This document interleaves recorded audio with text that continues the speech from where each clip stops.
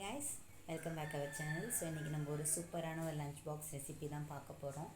மத்தியானம் இங்கே கொஞ்சம் சில் கிளைமேட்டாக இருக்குது. ஸோ அதுக்காக வந்து சுல்லுன்னு ஒரு ரைஸ் ரெடி பண்ணியிருக்கோம். வாங்க பார்க்கலாம்.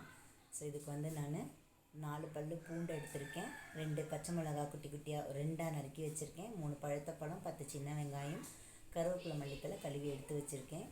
ஸோ வாங்க இதை எப்படி பண்ணுறதுன்னு பார்க்கலாம். ஃபஸ்ட்டு ஒரு மிக்ஸி ஜார் எடுத்துக்கோங்க. அந்த மிக்ஸி ஜாரில் சின்ன வெங்காயம், பூண்டு, பச்சை மிளகா, கருவேப்பிலை, மல்லித்தலை இதை மட்டும் போட்டு நம்ம இப்போது அரைச்சி எடுத்துக்கலாம். ஜஸ்ட் இதை வந்து ஒரு பல்ஸ் மட்டும் கொடுத்தா போதும், ஃபைன் பேஸ்ட்டாக அரைச்சிட வேண்டாம். ஸோ பல்ஸ் கொடுத்து எடுத்தாச்சு. இதை வந்து வேறு ஒரு பவுலுக்கு நம்ம ட்ரான்ஸ்ஃபர் பண்ணிப்போம். ஸோ இது கூட வந்து நம்ம எடுத்து வச்சுருக்க 3 தக்காளி பழத்தையும் நம்ம இப்போது நல்லா கையாளி மசிச்சு எடுத்துக்கலாம். ஸோ இது வந்து நம்ம மிக்ஸி ஜாரில் போட்டால் ஃபைன் பேஸ்ட் ஆகிடும், டேஸ்ட் இருக்காது. பட் இந்த மாதிரி நம்ம மசிச்சு எடுத்துக்கிட்டோம்னா நல்லாயிருக்கும். இது கூட வந்து தேவையான அளவு உப்பு, காரத்துக்கு தேவையான அளவு கொஞ்சமாக மிளகாத்தூள், மஞ்சள் தூள் ஆட் பண்ணி அதையும் நல்லா நம்ம இது கூட சேர்த்து கையால் நம்ம நல்லா பிணைஞ்சு விட்டுக்கலாம். ஸோ ஸ்டவ் ஆன் பண்ணி ஒரு பாத்திரம் வச்சுக்கோங்க, நல்லெண்ணெய் ஊற்றிக்கோங்க. இது கூட வந்து 1 ஸ்பூன் அளவுக்கு கடுகு உளுத்தம் பருப்பு நான் சேர்த்துருக்கேன். நல்லா பொரிஞ்சு வரட்டும். பொரிஞ்சு நல்லா வந்ததுக்கப்புறமேட்டுக்கு நம்ம ரெடி பண்ணி வச்சுருக்க தக்காளி பேஸ்ட் இது கூட சேர்த்துக்கோங்க. சேர்த்து அதோடைய பச்சை வாடை போகிற அளவுக்கு வணக்கினோம்னா போதும். ஸோ நம்ம அதை ரெடி பண்ணி நம்ம வணக்கும் போதே பார்த்திங்கன்னா மிளகாய் சட்னி ஸ்மெல் வரும். சில பேருக்கு அந்த ரா ஸ்மெல் பிடிக்காது.